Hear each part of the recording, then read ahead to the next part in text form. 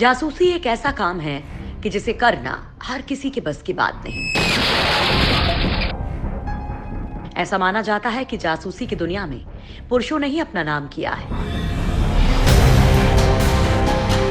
लेकिन हम आपको बता दें कि महिला जन्मजात डिटेक्टिव होती है, और ये बात हम नहीं बल्कि शोधकर्ताओं ने भी कही है। महिलाएं अगर जासूसी पर उतर आएं तो वो क्या नहीं पता लगा सकती हैं। ये देखा जाए तो वो अपने हुस्न और तेज दिमाग के बल पर किसी भी पुरुष से कुछ भी उगलवा सकती है। आज हम आपको एक ऐसी खतरनाक और खूबसूरत महिला जासूस के बारे में बता रहे हैं जिनका नाम महिला जासूसों की लिस्ट में सबसे ऊपर आता है। दुनिया की पहली महिला जासूस थी माता हारी। अपने उत्तेजक डांस से करती थी लोगों को मदहोश। जासूसी आज से नहीं बल्कि सदियों पहले से हो रही है। राजा महाराजाओं के जमाने में भी अपने दुश्मनों के राज जानने के लिए जासूसों को भेजा जाता था। लेकिन दुनिया में जब भी कभी खतरनाक जासूसों की बात होती है तो माता हारी का नाम सबसे पहले लिया जाता है। माता हारी को अब तक दुनिया के सबसे खतरनाक महिला जासूस के तौर पर जाना जाता है। पेशे से डांसर माता हारी अपने उत्तेजक डांस से लोगों को लुभाती और मनचाहा राज उगलवा लेती थी। कहा जाता है कि मनचाहा राज उगलवाने के लिए माता हारी शारीरिक संबंध बनाने से भी गुरेज नहीं करती थी। बड़े बड़े अधिकारी उसके डांस से मदहोश हो जाते थे। इनके डांस के दीवानों की लिस्ट में विश्व की कई मशहूर हस्तियां भी शामिल थी। बाद में माता हारी ने इसी डांस के दम पर जासूसी की दुनिया में कदम रखा और अपने कारनामों की वजह से हमेशा के लिए अमर हो गई। माता हारी साल 1876 में नीदरलैंड में पैदा हुई थी। इसके बाद इनकी परवरिश पेरिस में हुई। माता हारी का असली नाम गीर्तो ईदा मार्गरेट जेले था। ये महिला एक खतरनाक जासूस होने के साथ साथ एक बेहतरीन डांसर भी थी। माता हारी भारतीय नृत्य कला में पारंगत थी। वो अपनी खूबसूरती के बल पर किसी को भी अपने वश में कर लेती थी। इसके चलते जब वो डांस करती थी तो काफी उत्तेजक कलाओं का प्रदर्शन करती थी, जिससे वो पुरुषों में काफी मशहूर हो गई थी। पहले विश्व युद्ध के समय माता हारी की शोहरत बुलंदियों पर थी। इनके डांस के दीवानों में राजा महाराजा से लेकर यूरोप के कई देशों के शीर्ष सेना अधिकारी और ताकतवर हस्तियां शामिल थीं। पहले विश्व युद्ध के दौरान माता हारी की काबिलियत देख जर्मनी ने इन्हें फ्रांस की जासूसी के लिए भेजा। माता हारी फ्रांसीसी सेना के अधिकारियों को अपने डांस से लुभाती और उनके राज पता करती।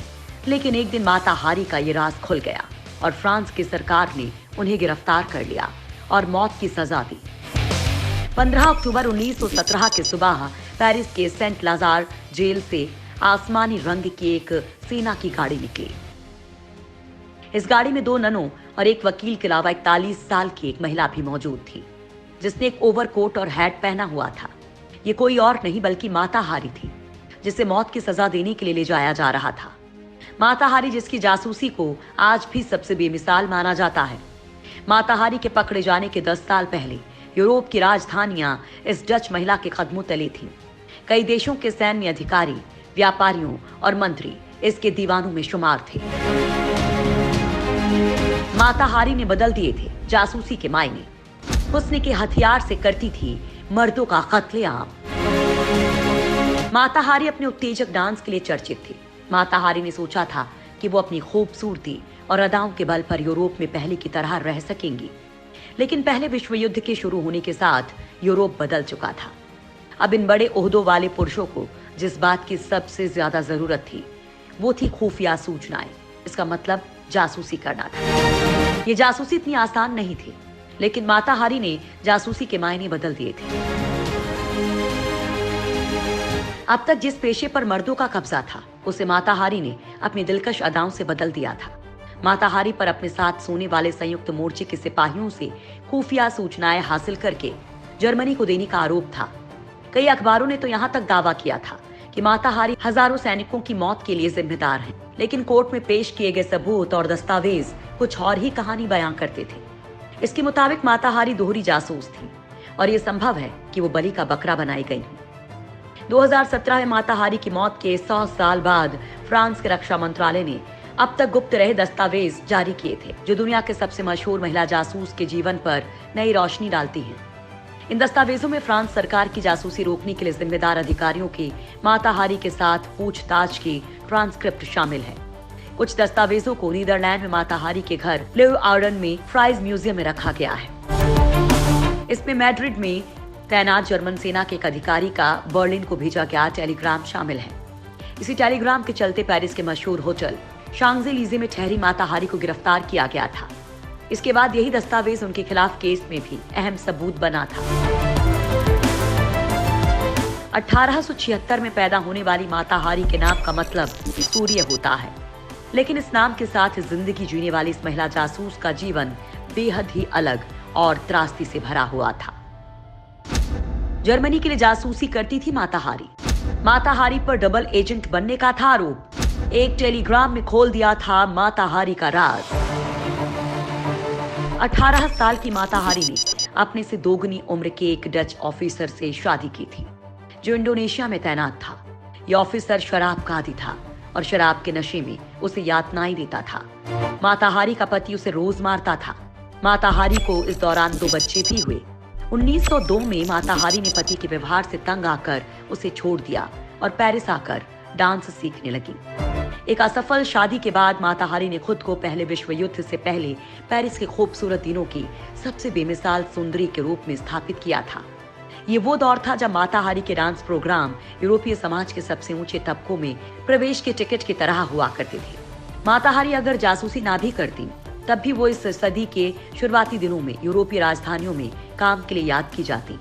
लेकिन माता हारी को लेकर जो मिथक आज तक कायम है, वो है उनकी जासूसी वाली शख्सियत। कई इतिहासकार माता हारी का बचाव कर चुके हैं। कुछ लोग कहते हैं कि माता हारी की बलि दी गई क्योंकि फ्रांस को जंग में मात खाने के लिए किसी भेदिए को जिम्मेदार ठहराना था और इसके लिए माता हारी को फंसा दिया गया। दरअसल महिला होने के नाते वो एक आसान शिकार थी, क्योंकि उनके कामों की वजह से उन्हें फ्रांस का सबसे बड़ा दुश्मन ठहराना आसान हो गया। पकड़े जाने के बाद माता हारी से लंदन में British secret intelligence service MI6 ने पूछताछ की थी, जिसके बाद वो स्पेन के रास्ते फ्रांस पहुंची थी। मैड्रिड में माता हारी की मुलाकात एक जर्मन अधिकारी से हुई।